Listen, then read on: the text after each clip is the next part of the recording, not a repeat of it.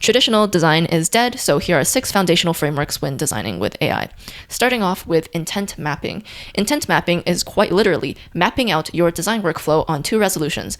1, on a really high level so that you can replicate it across different projects, and 2 is on a specific project level where you can use it as a case study to pressure test and stress test all the different changes that we're going to make to it. Once you have your 2 workflows mapped out, you want to objectively identify the areas which are lowest value and require the highest amount of time invested. And you want to do this very objectively because a lot of designers love to romanticize, for example, like iterative design workflows. Like the longer time you spent in a design, the more you're exploring with it and creating new solutions. But as a client, I don't want to pay for that. I don't want to pay for a designer to burn time making mistakes, exploring, backtracking, restarting their workflows, etc., etc. I just care about the product. And so we need to think about this very smartly as designers from a client perspective. The second step is to take the nodes that you've identified and list them based on priority. So maybe you score them based on a matrix of what is important to you.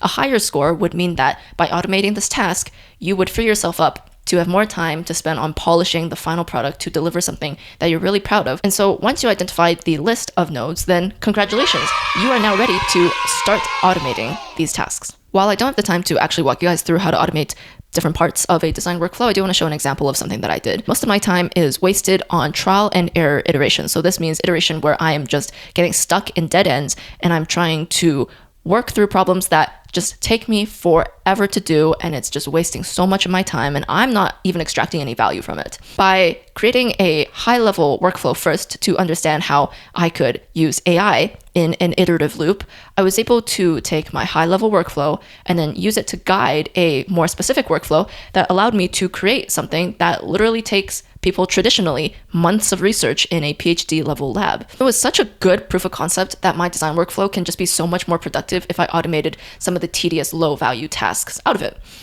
I think being a designer means, yes, you do need the time to hone your craft and you do need to spend time in design, but it also means that professionally, you need to catch up to everyone else and be more productive, be able to ship products a lot faster, and just appeal to clients in an age where AI can deliver things in an instant. By optimizing our workflows and being more productive, we ourselves are increasing our value as a designer.